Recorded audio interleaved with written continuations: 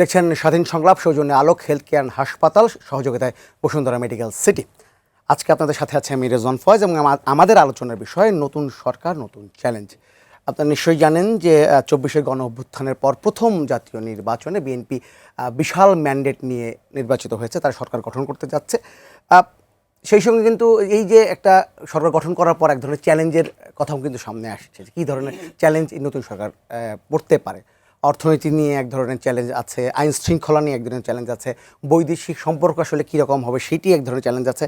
সেই সঙ্গে রাস্তায় রাজনীতি আসলে কোন দিকে যাবে, রাজপথে কোন দিকে যাবে সেই বিষয়টিও কিন্তু শঙ্কা আছে। সব কিছু মিলিয়ে আজকে আমরা আলোচনা করব। আমার সঙ্গে দুজন আলোচক আছেন, এটা পরিচিত হয়নি। আমার সঙ্গে আছেন বাংলাদেশ কমিউনিস্ট পার্টি সিপিবির সাবেক সাধারণ সম্পাদক রুহিন হোসেন প্রিন্স এবং আছেন সিনিয়র সাংবাদিক মোস্তফা ফিরোজ। দুজনকে স্বাগত আমাদের অনুষ্ঠানে। আলোচনা আমি যাবো। আমি একটু রুহিন হোসেন প্রিন্স আপনাকে একটু জিজ্ঞেস করতে চাই। আমরা কথা বলছিলাম যে ভোটের পার্সেন্টেজ নিয়ে আজকে নির্বাচন কমিশন ঘোষণা করেছে এবং আমাদের একটি শিরোনাম যেমন ভোট দিয়েছেন অর্ধেক ভোটার, বিএনপি পেয়েছে তারা অর্ধেক, অর্থাৎ বিএনপি 49.97 এবং জামায়াত ইসলামী 31.76% ভোট পেয়েছে। সব কিছু মিলে আপনি এখানে বিএনপির প্রত্যাবর্তনটা কেমনটা দেখলেন আর জামাতের উত্থানটা কেমন দেখলেন? ধন্যবাদ আপনাকে, ফিরোজ ভাইকে ধন্যবাদ, যারা শুনছেন শুভেচ্ছা জানাই। না, আমি জিনিসটাকে খুব সহজ করে বললে যে আমরা ঠিক যে প্রেক্ষিতে এবং যে সময় আমরা নির্বাচন করছিলাম এবং তার মধ্যে যেহেতু ভোটের আলোচনা হচ্ছে, অন্ততপক্ষে এই পয়েন্টটা আমরা যদি হিসাবে রাখি যে বিরাট একটা কি বলবো, যে যাদের ভোট আছে তারা নির্বাচনে নাই, এইরকম একটা প্রেক্ষিতে আসলেই বিএনপির এই যে ভোট পাওয়াটা, যে পার্সেন্টেজ বললেন এবং তাদের বিজয়টা, আমার বিবেচনায় আরও বেশি ভোট পাওয়া, আরও বেশি সংখ্যক বিজয়টাই একটা সাধারণ হিসাবে ছিল। সুতরাং যেটা সর্বশেষ তথ্য অনুযায়ী আসছে, এটাকে আমি কি বলবো, এটা খুব বড় কিছু হয়ে গেছে এটা আমি মনে করি না। আমি প্রেক্ষিতটা বললাম, প্রয়োজনে পরে ব্যাখ্যা করা যাবে। কিন্তু এইটা অন্ততপক্ষে কোনো হিসাবের মধ্যে পড়ে না। বিশেষ করে জামাত ইসলাম, আমরা তো তাদের ভূমিকা সম্পর্কে মুক্তিযুদ্ধ সব জানি, তারা যে ভোট পেয়েছে এইটা কোনো হিসাবে মেলে না। তার একটা ছোট কারণ যদি বলি, প্রথমত হ্যাঁ, এবার যে এই দীর্ঘদিন যে আন্দোলন তার মধ্যে তারা ছিল, বিগত দিনে আওয়ামী লীগের সময় নানা সময় তারা তো এটা আছে, সেটা তো অস্বীকার করার কোনো জো নাই। কিন্তু তাদের ভোটের এর আগে তো আমরা জানি কয় পার্সেন্ট ভোট ছিল। একটা আলোচনা ছিল যে যেহেতু তরুণ ভোটার এবং নারী, তাদের মধ্যে তাদের বিশেষভাবে কাজগুলো আছে, আমি নারীদের কথা বলছি বিশেষভাবে, তরুণদের মধ্যে অন্ততপক্ষে একটা ইন্ডিকেটর আমি বলতে চাই, সেটা হচ্ছে যে প্রচলিত রাজনৈতিক দলগুলো বলতে যারা ক্ষমতায় ছিল, জামাত ইসলামও ক্ষমতায় ছিল কিন্তু অত দৃশ্যমান তারা বুঝতে পারে না মুক্তিযুদ্ধের সময় এবং বিএনপির সাথে মিলায়, তাতে তারা বিকল্প একটা খুঁজছিল। কিন্তু গণ অভ্যুত্থানের পরে জামাত ইসলামের যে ভূমিকা, তাদের সহযোগী এনসিপির সাথে যে জোট করলো, তারা মুক্তিযুদ্ধর বিরোধী যে পজিশন, তাতে করে কিন্তু পরে ম্লান হয়ে আসছিল। নারীদের মধ্যে প্রথমে যে কাজ করেছে, তারপরে নারী বিদ্বেষী সরাসরি অবস্থান জামাতের আমিরের, তাতে একটা তাদের যে ধস নামার যে জায়গায় গেছিল, সেই বিবেচনায় যতটুক হাইট উঠেছিল, তারপরে এই রকম জায়গায় যাবে এইটা আমরা ভাবতে পারিনি। এটা হচ্ছে পরিষ্কার বক্তব্য। এখন এটা আমার মনে হয় এটা গভীর মূল্যায়ন করতে হবে যে তাইলে তাদের ভোট আগে যা ছিল তার সাথে কাদের কি যুক্ত হলে। আমাদের নিজস্ব কতগুলো অনুসন্ধান আছে, সবটা হয়তো আরও পরীক্ষা করতে হবে। যেমন তারা অনেকে বয়স্ক লোক, তারা মনে করেছে কয়দিন বাঁচবো, মৃত্যুর পরে মুসলমান বেহেশত একটা ব্যাপার আছে, যদি এই রকমের এগুলো থাকেই। নারীদের মধ্যে কাজের ব্যাপার আছে, বা হিউজ শোনা যায় টাকা পয়সা, হ্যাঁ অনেকেই, শুধু তারা না, টাকা পয়সার এগুলো তো থাকেই। তারপরে সবচেয়ে বড় হচ্ছে প্রচার মাধ্যমে যে প্রচারটা তুলছিল, কল্পনাতীত। আমি কল্পনাতীত এই কারণে বললাম, দেখেন যখন ঐক্যমত্য কমিশনের আলোচনা করা হলো, এইটা আমার ধারণা যে নিশ্চয়ই ফিরোজ ভাই আছেন, অন্যরা আছেন, আমি বলবো যে এটা একটা ইন্টারেস্টিং গবেষণার বিষয় হইতে পারে আমাদের দেশের রাজনীতি এবং সব মিলায়। কিন্তু এটা শুধুমাত্র আপনারা কাগজ কলম দেখলে হবে না, যারা ছিল একটু অনুসন্ধানী, বা এগুলো তো ফুটেজ আছে, আপনারা ফুটেজ দেখে করলে দেখতে পাবেন। তার একটা ছোট পার্ট বলি, যেহেতু আমি ছিলাম ওইখানে, প্রথম দিকে গেলেই পরিষ্কার দৃশ্যমান আমার কাছে যেটা হয়েছিল, বিএনপি এই আলোচনাগুলো নিয়ে আসছে, তার আগে 31 দফার কিছু সংস্কারের চিন্তা আছে, কিন্তু নিয়ে আসছে সে যদি ক্ষমতায় থাকে তার নিজস্ব স্বার্থ সংরক্ষণ করে কি কি সংস্কার করতে পারে। আর জামাত ইসলাম এবং অন্যরা তারা ধরেই নিয়েছে যে আমরা বিরোধী দল, বড় বিরোধী দল, এমনকি এনসিপি যেমন একটা আলোচনায় হলো যে সংসদের তৃতীয় দল, কোনোদিন শুনছেন কিনা আমার জানা নেই, তাদের জন্য কি করা হবে। তার মানে এনসিপি ধরে নিচ্ছে আমরা থার্ড পার্টি হচ্ছি, তার জন্য কি স্বার্থ সংরক্ষণ করা যায়। আমি কথাটা তুললাম এই কারণে, ওই পর্যন্ত তো তারা ওইটা ছিল, কিন্তু পরে এসে মনে হচ্ছে তারা ক্ষমতায় চলে গেছে। সুতরাং তারা এই ধরনের একটা, আবার তো বাংলাদেশ মানুষ বোঝেন, আমাদের যে স্ট্যান্ডার্ড অনেক ভোটার, তাতে মনে করে আচ্ছা কেউ যদি ক্ষমতায় যায়, কাছাকাছি যায়, তাহলে আমরা একটু সাথে থাকি, ভোটটা নষ্ট করব না। আমরাই যতই বোঝানোর চেষ্টা করি ভোট নষ্ট মানে তা না। এই সমস্ত কারণে যেটা হয়েছে, কিন্তু এইটা আমার বিবেচনা একেবারেই অপ্রত্যাশিত ছিল। তা সেটা নিশ্চয়ই আমাদের আগামী দিনে, কিন্তু এটা জনগণ কিছুটা ম্যানিপুলেশন হলেও ভোট তো জনগণ দিয়েছে অধিকাংশ। তো এটা ভবিষ্যতে আরও আমাদের এগুলো কি বলে তথ্যপাত্য নিয়ে আমাদের অনুসন্ধান করে আমাদের আগামীতে করণীয়গুলো নির্ধারণ করতে হবে। মুস্তাফিরোজ, এই যদি আমি এই আলোচনাতেই আসি যে আসলে বিএনপির যে অবস্থান সেটি আপনি কীভাবে দেখছেন? এবং একটা তো ই ছিল যে এবার ইসলামী দলগুলো ভালো করতে পারে, এমন একটা হাইপ ছিলই। ভোটের সংখ্যা, সিটের সংখ্যা বা ভোটের যে হার, সব কিছু মিলে কি তারা সেই পরিমাণ ভালো করতে পারলো কিনা? ভালো তো করতে পারছেই। বিএনপির এই বিজয়টা অস্বাভাবিক বিজয় না, এরকম মানে বিপুল বিজয় বা কাছাকাছি সিটের আগেও তারা এসছে। 2000 সর্বশেষ তারা 2001-এ তো 209 বোধ হয়, তাই না? 209, 209, হ্যাঁ এরকমই ছিল। তো এটা নতুন কিছু না, কিন্তু নতুন কিছু হচ্ছে ইসলামী জোটের যেই উত্থানটা, এটা বিস্ময়কর, অপ্রত্যাশিত। তবে বোঝা যাচ্ছিল, আমরা বুঝতে পারছিলাম, কিন্তু বিএনপি বুঝতে পারছিল না। এটাও একটা দুর্ভাগ্যজনক অধ্যায়। যদি বুঝতে পারতো তাহলে তারেক রহমানের 2 মাসের সফরটা এটা 12 মাস হতে পারত।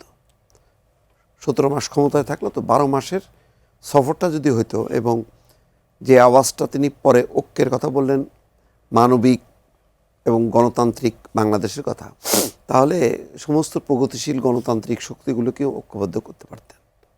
কারণ বাংলাদেশের ক্ষমতায় আসা তো বড় কথা না, বুঝতে হবে যে এমন কোনো শক্তি ক্ষমতায় আসা উচিত না যেখানে রাষ্ট্রের চরিত্রটা পাল্টে দেবে।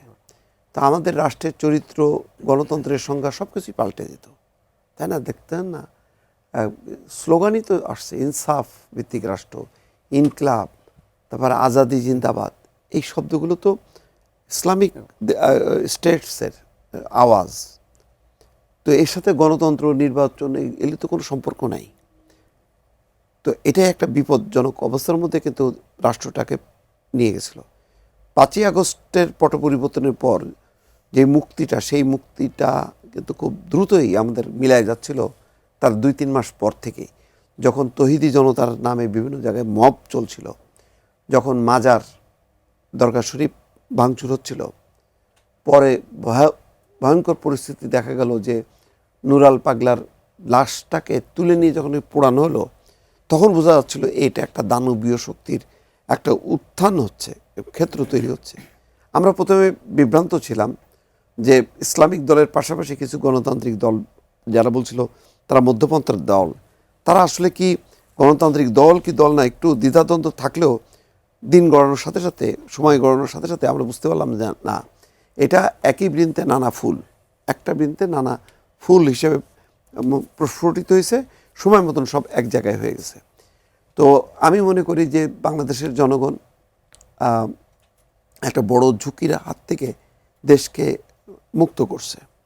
এখন পরবর্তী স্টেপ তো রাজনৈতিক দলের, যারা ক্ষমতায় আসবে তারা কতখানি এই ধারাটা আগায় নেবে, নাকি এই শক্তির কাছে আত্মসমর্পণ করবে। এখন কিন্তু লড়াইটা সেরকম। সুতরাং এটা কোনো দলের লড়াই না।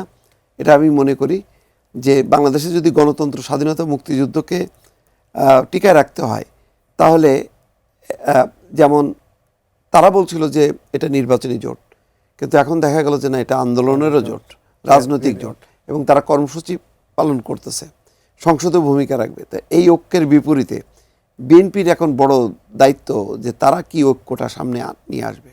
আচ্ছা, এইখানে একটু জানতে চাইবেন, যেহেতু আওয়ামী লীগ এবার নির্বাচনে ছিল না, এটার কারণে কি ইসলামী যে জোটগুলো ভোট বেড়েছে কিনা, বা থাকলে কি এই হিসাবটা এখন যেটা হিসাব যে 50% প্রায় বিএনপি, তারপরে জামাত হলো প্রায় 32%, এনসিপি 3%, এটা কোনো হিসাব না। কারণ আপনি 30 to 40% ভোট, আওয়ামী লীগের ভোট, এটা বিভক্ত হয়ে গেছে। হ্যাঁ, সাধারণ দলগতভাবে নির্বাচন হয়নি। খেয়াল করেন, যেটা হয়েছে শেষ সময় যে দেশকে রক্ষা করো, গণতন্ত্র বাঁচাও, স্বাধীনতা মুক্তিযুদ্ধকে করো, যারা জীবনে কখনো ধানের শীষে ভোট দেয়নি তারাও যে ভোট দিয়ে রক্ষা পাইতে চাইছে, ফলে একটা অস্বাভাবিক হার, ওইটা ঠিক আছে, ওইটা তারা সংগঠিত করছে। এবং খুব বেশি আওয়ামী লীগ ভোট বা সুইং ভোট গেছে, যারা বিভ্রান্ত হয়েছে, যারা মনে করছে যে আমরা আওয়ামী লীগ দেখলাম, দেখলাম একটা পরিবর্তন চাই, সেই পরিবর্তন রেট হলো সুইং ভোটটা। ওই ভোটটার আমি মনে করি যে প্রায় 60 to 70% চলে গেছে, যাওয়াতে হয়ে গেছে। মানে দলগতভাবে যদি নির্বাচনের ওই এটা থাকতো তাহলে এই পরিসংখ্যানটা আসতো না। তার মানে বোঝা গেল যে এই নির্বাচনটাকেও আপনি স্বাভাবিক নির্বাচন হিসেবে আপনি মানদণ্ড ধরতে পারবেন না। যেমন ধরতে পারবেন না গত 15 বছরে 3টা নির্বাচনের হিসাব নিকাশ, এবারটাও কিন্তু অনেকটা তাই। তো সুতরাং আমাদের একটা গ্যাপ আছে, সেই গ্যাপটা কীভাবে পূরণ হবে সেটা এখন দেখার বিষয়। আমি একটু প্রিন্স ভাই আপনার কাছে জিজ্ঞেস করবো, আপনি সংস্কারের কথা বলছিলেন, আমি যেহেতু এই সরকার চ্যালেঞ্জ কথা বলছে, অনেকেই বলছেন যে এই নির্বাচন সরকার গঠনের প্রথম 6 মাসের মধ্যে সংস্কার নিয়ে একটি বড় সংকট তৈরি হতে পারে, এটা সংসদে এবং বাইরেও। আপনার এমন কোনো শঙ্কা আছে কিনা?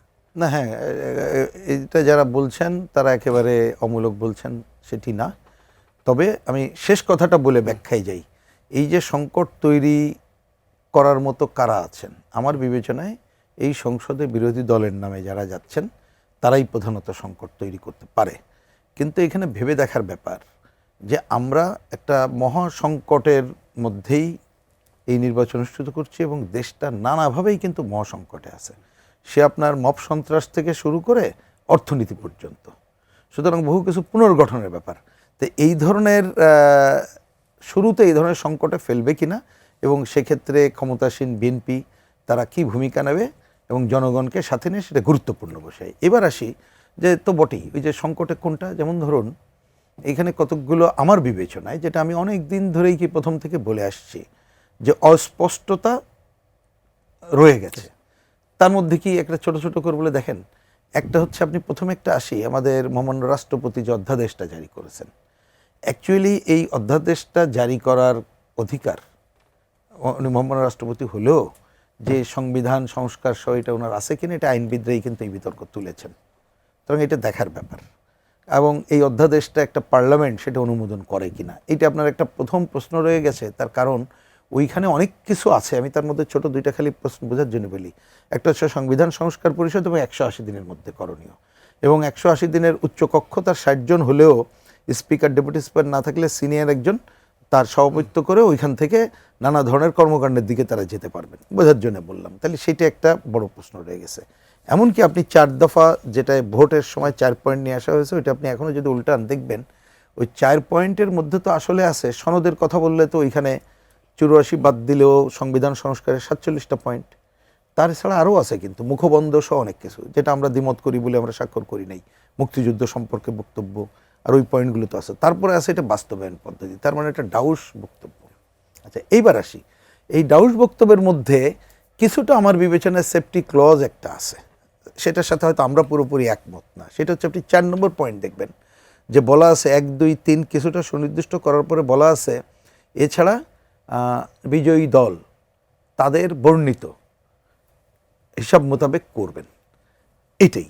তো এখন এই হচ্ছে পজিশনটা। এখন ধরেন এইটা বলে আমার ইন্টারপ্রিটেশন বলি, আমি পরিষ্কার অনেকদিন ধরে বলছি যে অ্যাকচুয়ালি এটার কোনো আইনি ভিত্তি নাই, এটা নৈতিক ভিত্তি আছে অবশ্যই। যে মানুষ যদি ভোট এটা যদি প্রকৃত দিয়ে থাকে, হ্যাঁতে যেটা যদিও 4 কোটি কত বলছে, তা 12 কোটির মধ্যে 4 কোটি ভোট, যদিও ভোট দিতে আসে নাই, সেটা না হয় সংখ্যাতত্ত্বের তর্ক।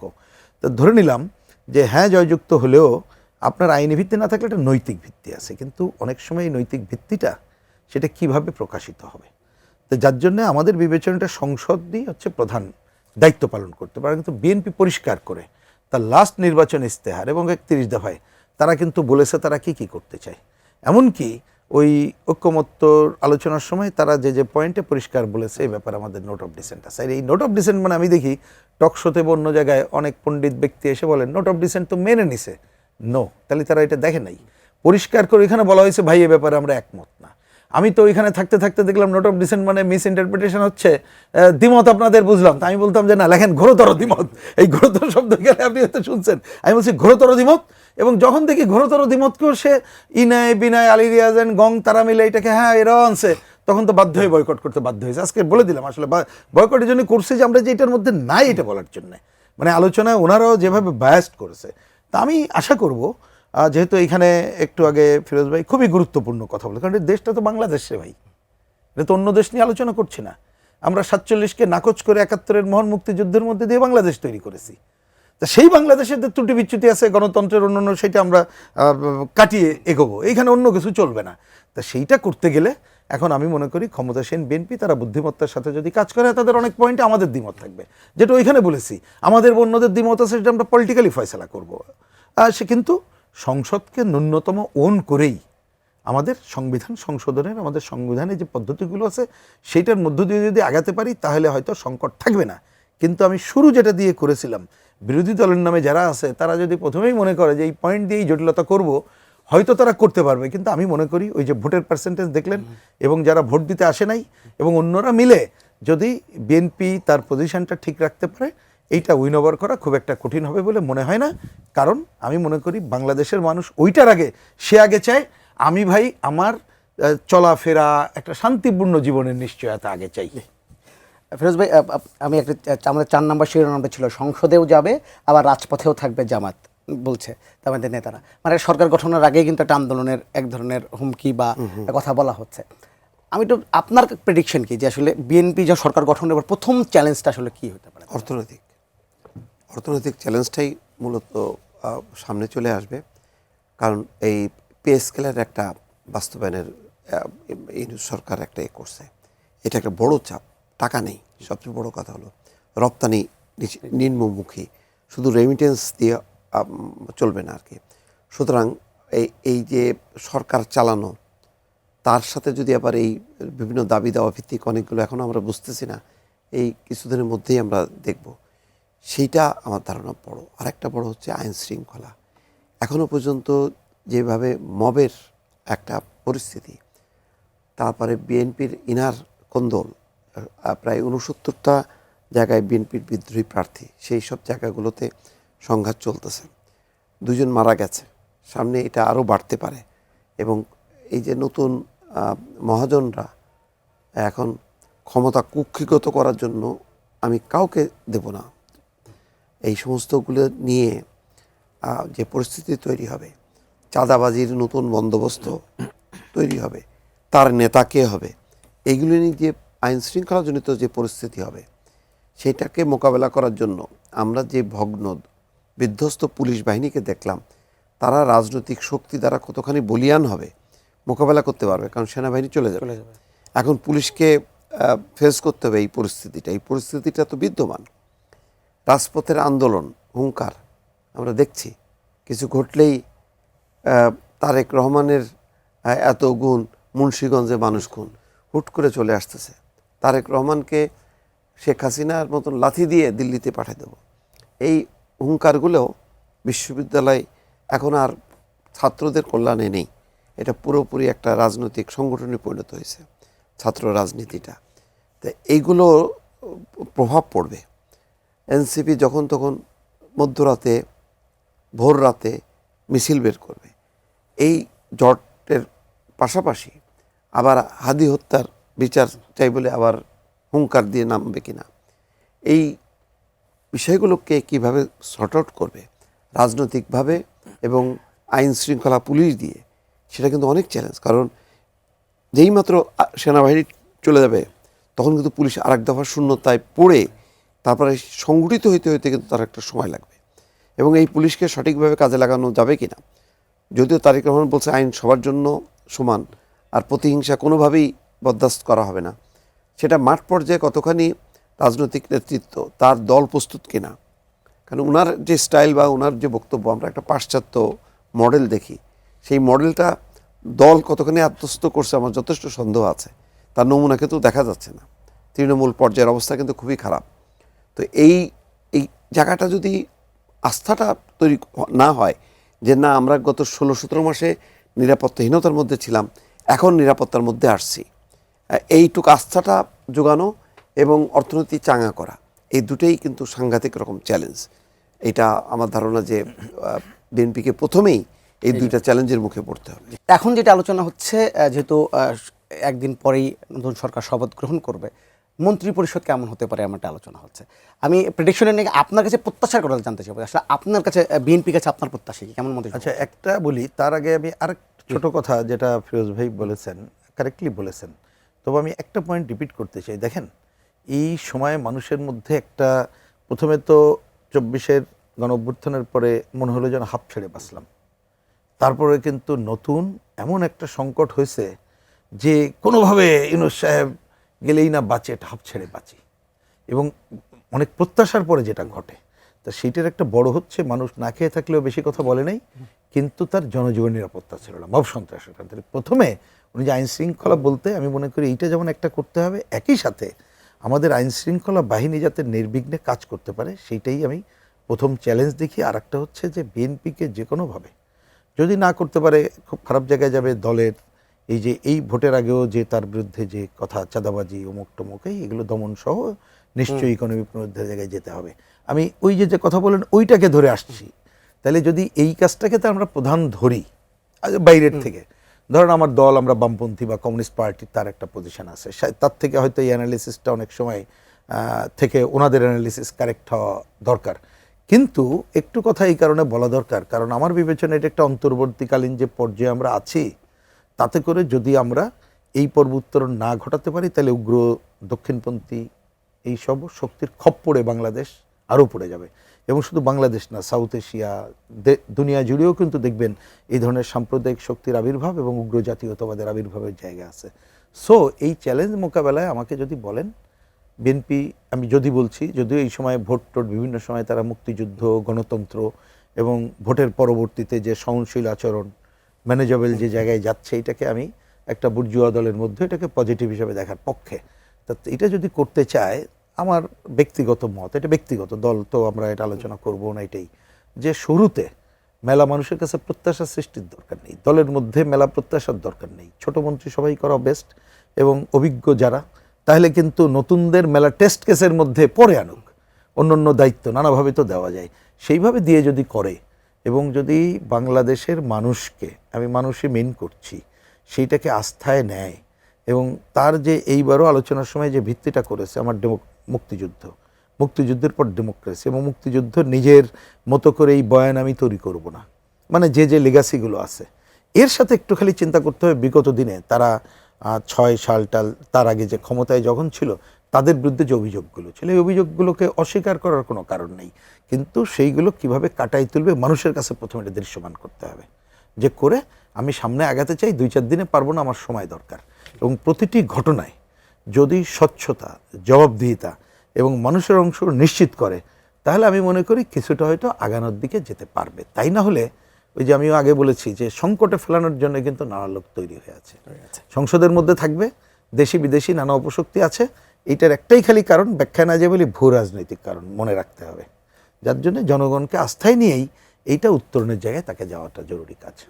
ভূ রাজনৈতিক যে মোস্তাফা ফিরোজ, আপনাকে একটু জিজ্ঞেস করি যে এই যে বিদেশি রাষ্ট্রের সাথে সম্পর্ক, বিশেষ করে ভারতের সাথে বাংলাদেশের সম্পর্ক, এটি একটি বড় চ্যালেঞ্জ কিনা? কারণ যে দলটি বাইরে থাকবে বা যারা বাইরে থাকবে, যেগুলো তারা তো ভারতের সাথে সম্পর্ক নিয়ে তাদের মতামতে একদম ভিন্ন, সেটি নিয়ে একটা বড় চ্যালেঞ্জ তৈরি হবে কিনা?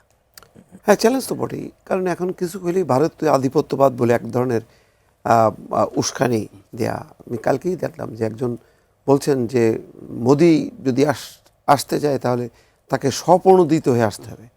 আর একজন সাবেক উপদেষ্টা যিনি বলছিল যে ভারতের সাথে সব চুক্তি বাতিল হয়েছে, পরে পররাষ্ট্র উপদেষ্টা বলল যে না, কোনো চুক্তি বাতিল হয়েছে এরকম কোনো তথ্য আমাদের কাছে নাই। উনি আবার ফেসবুক স্ট্যাটাসে বলতেছে যে এই মোদির আসার মধ্য দিয়ে আমাদের যে মানে কি বলে আধিপত্য বিরোধী চেতনা, সেই চেতনাটাকে করা হচ্ছে। মানে এই ধরনের একটা সাম্প্রদায়িক ধর্মীয় এক ধরনের উস্কানি দেয়া, এটা রাষ্ট্রের সাথে একটা সংঘাত তৈরি করা, এটা হচ্ছে মানে বিপদের মধ্যে ফেলা। এমনি আমরা 17 মাসে আমরা ভারতের সাথে সম্পর্কে করতে পারি না। আমরা সম্পর্কটা চাই তো, বারবার বলছি, সম্পর্কটা মর্যাদার চাই, সম্মানের চাই। মানে ভারতের সাথে সম্পর্ক আমরা হাসিনার মতন করে সম্পর্ক চাই না। মর্যাদার সাথে কেন সম্পর্ক থাকবে না? বাংলাদেশের কি ছিল না? অতীতে ছিল, সেই অতীতটা আমরা ফিরে আনতে চাই, কিন্তু আমরা তো কারোর সাথে যুদ্ধ করতে চাই না। তো এরা একটা অংশ আছে যে এরা অলওয়েজ উস্কানি দিয়ে যুদ্ধ বাঁধাইতে চায়, এরকম একটা ভাব। তো আমাদের এখানে যদি নরেন্দ্র মোদী আসে, পাকিস্তানের শাহবাজ শরীফ আসে, এটা তো আমাদের ভালো, যে একটা ঐক্যের জায়গা, যে এই অঞ্চলের মানুষে মানুষের, রাষ্ট্রে রাষ্ট্রে ঐক্য যত হবে, মানুষের অর্থনৈতিক ব্যবসা বাণিজ্য এটা ভালো হবে। বরং বাংলাদেশ এটা যদি একটা লিডিং ভূমিকা নেয়, এটা তো বরং বাংলাদেশের সৌভাগ্যের ব্যাপার যে বাংলাদেশ এই সমস্ত বিরোধপূর্ণ দেশগুলোকে এই জায়গায় নিয়ে আসতে পারছে। এটাকে এইভাবে না দেখে খুব সংকীর্ণ একটা মাইক্রোস্কোপ দিয়ে মানে দেখার যে প্রবণতা, এটা এক ধরনের রাজনীতিতে মানে বাংলাদেশের সাধারণ মানুষ এবং ধর্মান্ধ মানুষ তাদের কাছে জনপ্রিয় হওয়ার যে একটা চেষ্টা, যেমন দেখবেন বিজেপি যেমন সবসময় পাকিস্তান বিরোধী একটা জিগির তৈরি করে রেখে ভোটে জেতার একটা চেষ্টা করে বা তার একটা ভালো অবস্থান তৈরি করার চেষ্টা করা, ঠিক সেই একই ধরনের চেষ্টা। তা আমরা ওই বাংলাদেশে নতুন বিজেপি চাই না। বাংলাদেশে চাই মুক্তিযুদ্ধের, স্বাধীনতার এবং একটা গণতান্ত্রিক সভ্য রাষ্ট্র, যেখানে সব রাষ্ট্রের সাথে আমাদের সমান মর্যাদার সম্পর্ক থাকবে। একটু প্রিন্স ভাই একটু একটা বিষয় আলোচনা করি। এই গত মানে 2 দিন ধরে বেশ আলোচনার মধ্যে যে নির্বাচনের পরপরই প্রধান উপদেষ্টা বিশেষ সহকারী ফয়েজ আহমেদ তৈয়ব তিনি বিদেশে চলে গেছেন, এটি নিয়ে কিন্তু অনেক বেশি আলোচনা হচ্ছে। আপনার কাছে কি এই বিষয়টি মানে স্বাভাবিক মনে হয়নি কিনা যে উনি বিদায় নিয়েই চলে গেছে, তার পররাষ্ট্র মন্ত্রণালয় থেকে বিদায় নিয়ে তারপরে দেশে গেলেন? না, আমি ওনার একটা স্ট্যাটাস পড়লাম, এমনি খুব ভালো জানি না স্ট্যাটাসকে। আমাকে যদি বলেন যে ঠিক আছে, ওইটাকে আমি কি বলে বিশ্বাস করতে চাই, এটা নিয়ে আমি কোশ্চেন তুললাম না। কিন্তু বিরোধিতার যে জায়গাটা আমাদের, একটা লোক তিনি 2 টাকা মারলেন কি মারলেন না, করলেন কি করলেন, এটা কিন্তু এখন বোঝার উপায় নেই। আমি ওই পয়েন্ট বলি, এটা জানেন সবাই যে এখন হচ্ছে এই সমস্ত জায়গায় কমিশনগুলো হচ্ছে আপনার কি বলবো অটো হয়ে যায়। এটা আইনি, তাদের কাছে কিন্তু বেআইনি না, যেটা আমাদের জায়গায় হয়। আমি সেটা নিয়েও আমি তর্কে না যেয়ে বলি যে উনি এইখানে কি কি করে গেলেন সেটা দেখার ব্যাপার। যেমন ধরুন প্রথমে এসে স্টারলিংক, আরও এই ধরনের যে চুক্তির যে কাজগুলো করলেন, সেইটা আমার স্বার্থের পক্ষে থাকলেও না বিরোধিতা হলো। বা এমন জায়গাটা উনি করে গেলেন যে নতুন সরকার আসলে, কারণ আপনি একটা চুক্তি হয়ে গেলে ইচ্ছা করলেও আপনি কিন্তু কালপর্ষি বাতিল করতে পারেন না। এবং এই যে বললাম ভূ রাজনৈতিক কারণে আপনাকে টিকে থাকার জন্য অনেক ধরনের ঘটনামূল্য লাগে। উনি নতুন একটা সংকটে ফেলে গেলেন কিনা, নিজের এই ধরনের কি বলবো যে অনেক বেশি কোড আনকোড যোগ্যতা সম্পন্ন, কোড আনকোড আমি 1 টাকাও মেরিনি, এইটার মধ্য দিয়ে এইটা করলো কিনা, এটাই আসলে দেখার ব্যাপার। এবং উনি নিজেকে প্রশ্নবিদ্ধ করে রেখে গেছেন ওনার কর্মকাণ্ড। এবং সেইটাকে আমি তো ওনাকে দোষ দেওয়ার থেকে দোষ দিতে হবে যে দায়িত্বপ্রাপ্ত ডক্টর মোহাম্মদ ইউনূস তিনি ছিলেন, তিনি এটা হঠাৎ করে কেন আনলেন এবং আজকে তিনি কেন এই আক্ষেপ করে যাবেন? আমি যদি নভাবে বলি যে ওনার নাকি কি যে ব্যাংক ব্যালেন্স ছিল সেটা নাকি কমে গেছে, ওনার নাকি আয় নেই, ওনার নাকি নতুন চাকরি খুঁজতে হবে, এটা তো দরকার ছিল না।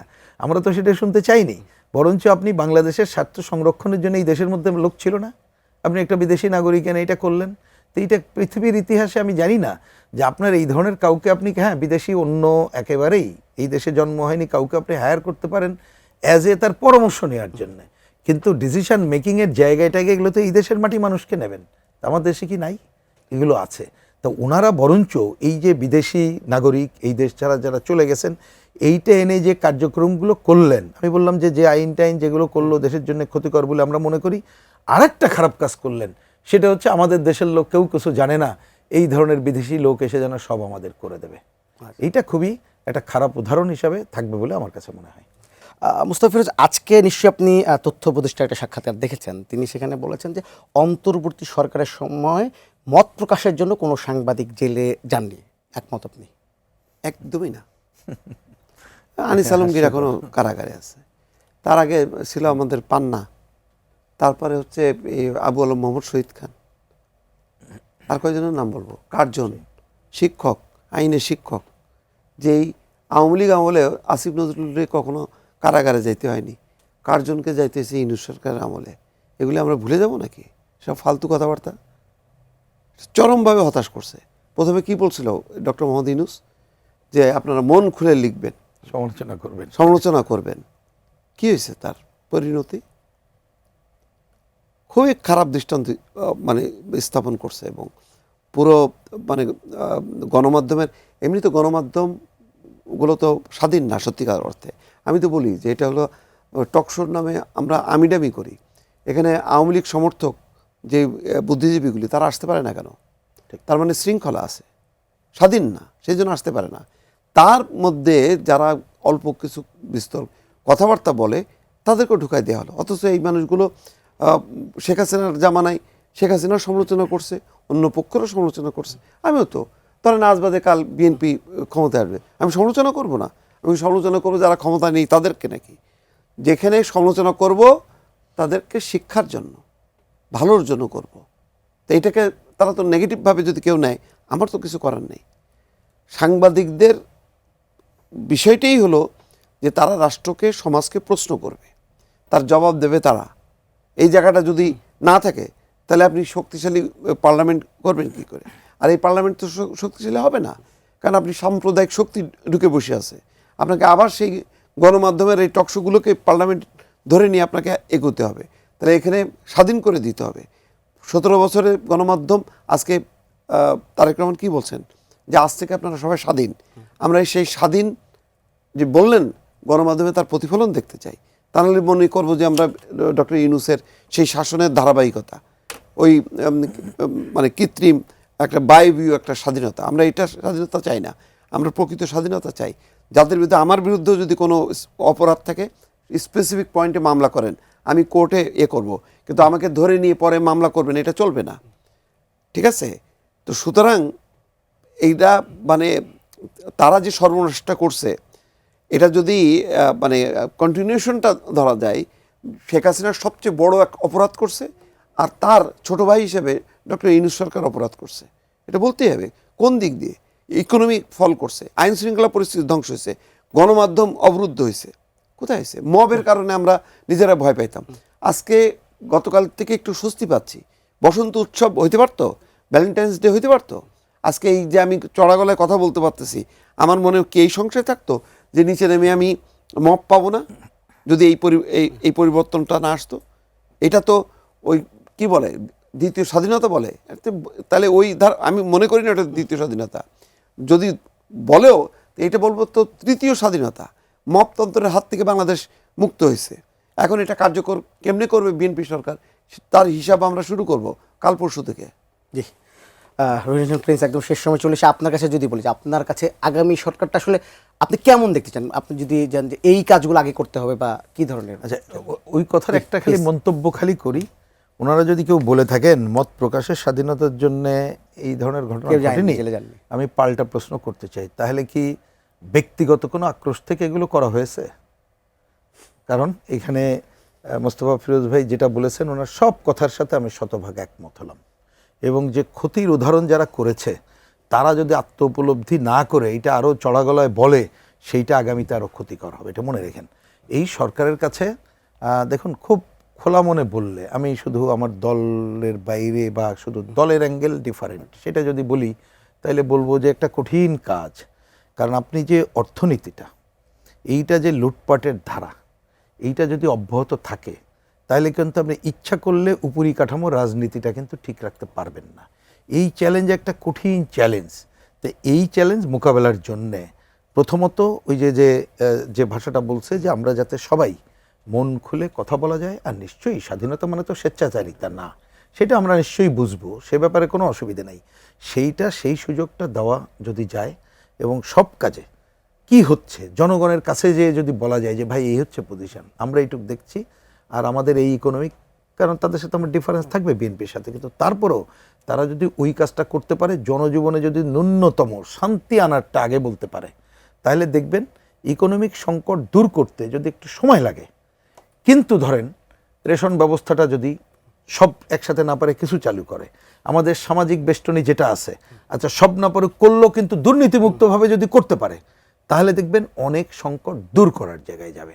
উদাহরণ দিই, দেখলাম একটা ইস্তেহারে বলা আছে যে সরকারি জায়গায় চিকিৎসা করতে গেলে যদি অনেক সময় বলে না এক্সরে নাই, তাহলে বাইরে গেলেও নাকি করে দেবে।